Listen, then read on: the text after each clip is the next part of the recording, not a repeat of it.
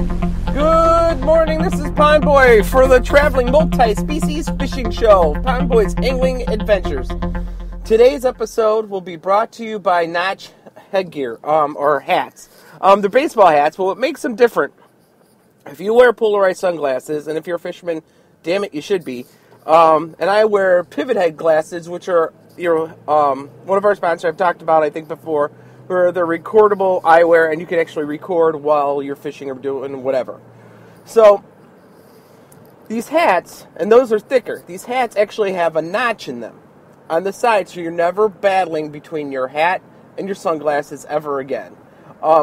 They're really well made. They have some great designs. They have fitted, non-fitted, stuff for different sports, camo, and they're amazing. And the guys that own it are really cool. And what's kind of neat about it is with the pivot heads are thicker. Well, a lot of times, depending on what your glasses are shaped like, you get a gap in between your hat and your sunglasses, especially when the sun's right in your face. You can push this hat down and nuzzle it right on the edge, right over the edge of almost all sunglasses, which really kind of seals it up. So if you take that, and I use one of our other sponsors, Breathe Like a Fish, and they make fishing shirts and face masks. Well, their face mask has mesh that keeps your glasses from fogging up. So you put these three things together. I got, on the sun's in my face, glaring off the water. I got a mask that lets me keep my glasses on and helps me, and it has like little slits on the side, so it stays cool and I actually breathe and I'm not hot in there. So I can keep my glasses on, they're not fogging up. And then I got a hat that fits out over top of my glasses, and basically my whole head is basically sealed from bugs and sun, and it rocks. Notch Gear also is veteran owned.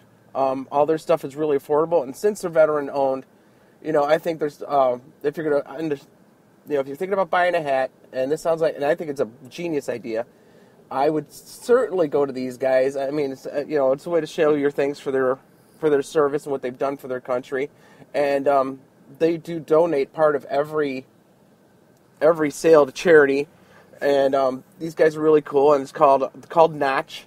And I have a couple of their hats, a fitted and a non-fitted, and I love them. So, sponsor stuff done talking about. I want to talk about going over some basic bass fishing techniques. And I think the first one we need to talk about is spinnerbaits. Now, there is three basic kind of spinnerbaits. You got your willow leaf, you got your Colorado, you got your Indiana, and then you got some branch offs like the turtleback. But I want to teach you about each blade and how to fish each spinnerbait and why to fish spinnerbaits. First, let's start about why. Why fish spinnerbaits? Now, my friend Jason, Darkstar, he always looked at a spinnerbait, and I have to admit I did the same thing. When you first look at one, you're like, why would a fish ever hit this piece of metal, the bunch of rubber, and and this coat hanger? This is what they look like. I mean, let's be honest. And, they're attracted to it. They're attracted by the flash and vibration. They eat it all up. But looking at one, you're like, why am I chucking, this piece of hardware, or it looks like a car part with some plastic on it out into, into the pond or the lake? So, let's start with spinnerbaits, okay? Spinnerbaits and willow leaves. Willow leaves are supposed to be meant for flash and speed. They are elongated. They're shaped like a spearhead. And all spinnerbaits come with, either single blade or multiple blades, and they go up to 2 to 5 blades. They get ridiculous with the amount of blades. I say you don't need any more than 2. Of course, anything I ever say on a podcast, there will be guys that will disagree with me about everything. All right, so a willow leaf is elongated, and it looks like a long leaf, or a spear tip, or like a Spartan spear tip. It's rounded. Okay? And it's meant for speed, and you're going to cast it like you would. It's a cast and retrieve bait, which makes it great for beginners and all season bait, spring, summer, fall. All right, now willow leaf, you cast it, and you're just kind of running it pretty quick. And I usually start out with a medium retrieve. A lot of guys say it's a fast retrieve only. I absolutely disagree. I've caught them on slow retrieves, fast retrieves, and what they call burning the spinnerbait, which is really fast. Okay, so you can fish it high. Like say they're not hitting the top water, you can burn it just under just under the surface, and you can create like a wake like a torpedo makes, on the top of the water, and that works. You can reel it straight in. You can, if you're in deeper water, you can kind of almost jig it. You kind of swim it up, let it flutter down, swim it up, let it flutter down. And what I'll do, and most of the time I'm fishing I'll parallel to shore, so I'm casting it out, letting it drop, and just trying to stay over the tops of the weeds. And the good thing about a spinnerbait, it'll go through some of the more sparser weeds. It won't go through algae or anything like that, but it will go through without getting a lot of weeds on it.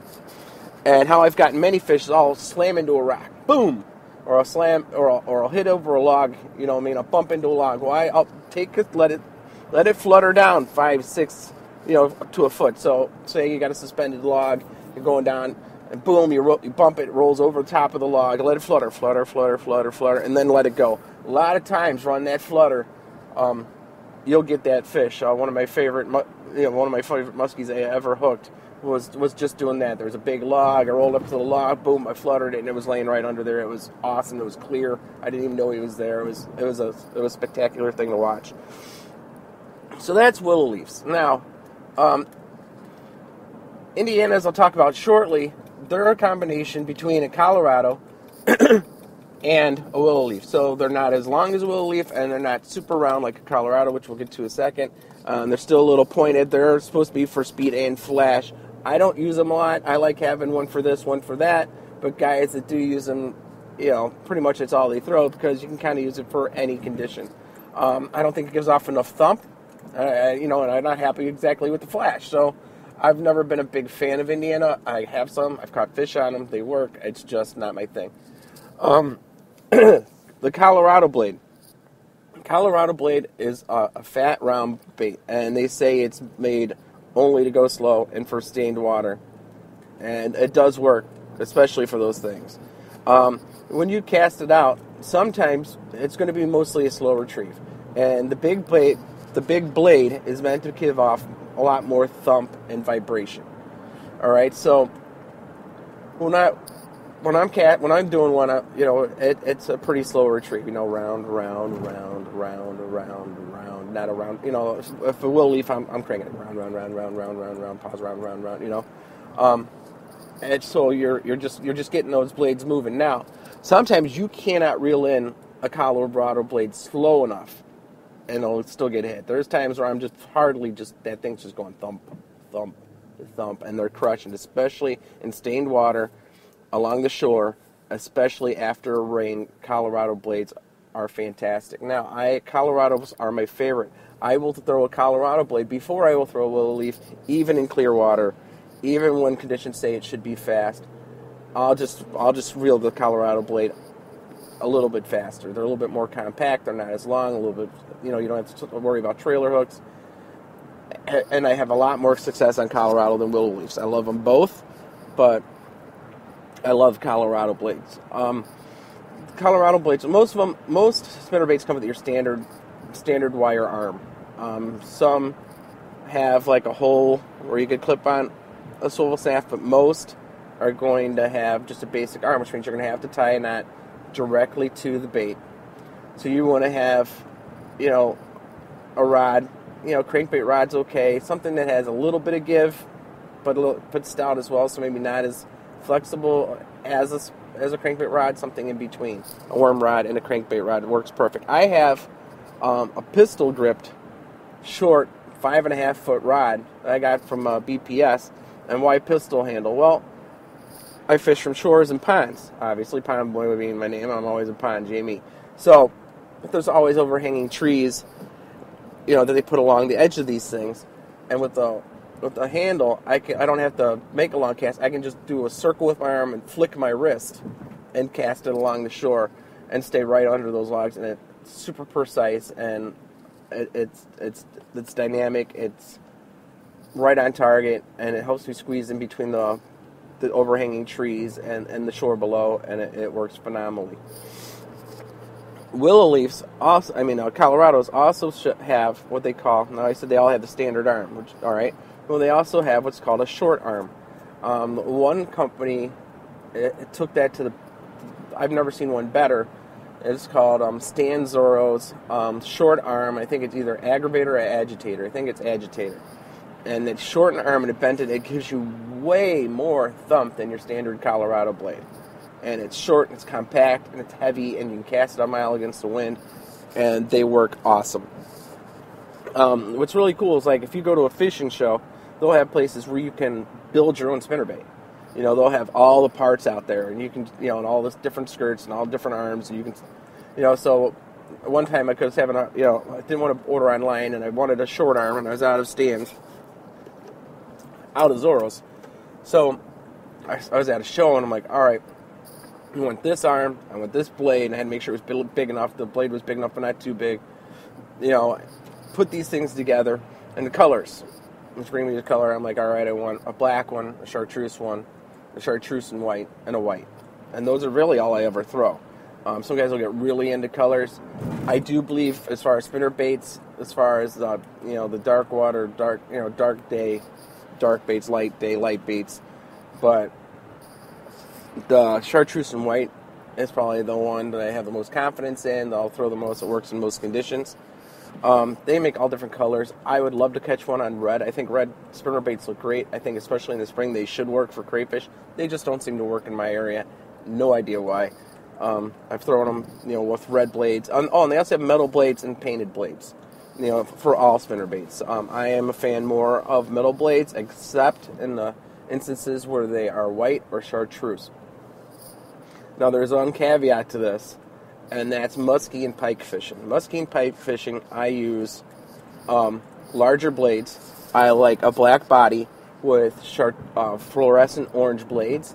I like you can put, when I say they have multiple blades, they can have two willow leaves, or they can combo the two. They can have one big willow leaf with a small Colorado behind it, and that's what I like to throw for muskie and pike if I'm not throwing like an inline spinner. So yeah, and spinnerbaits I use heavily for bass, and I also use heavily for pike. You know, there's a lake called Des Plaines River. You know, they're spread out. It's not like Wisconsin where you got a lot of pike. You got to cover a lot of water. It's heavy. I can chuck it or just pitch it, you know, out of my kayak with that short handle, and I can just keep going, running and gunning with that all day. The Colorado blade as well is you can really crank that slow. So in stained water, it's just giving off almost like a shock wave, woof, you know, every time that blade goes around. And I'll just run it right, you know, when I'm pipe fishing, I'll just run it right in front of pipes. I'll run it, you know, through log jams, especially riprap. They are fantastic. So that's basically spinner blades. And turtleback, which I forgot to mention or tell you about, take an Indiana blade and dent it in the center and give it a dent and put a point on it, and it's kind of like a larger Indiana blade and it's just more bent. I like the way they look. Me personally, I haven't caught a lot of fish on them, and if somebody's an expert on those, I would like to hear more.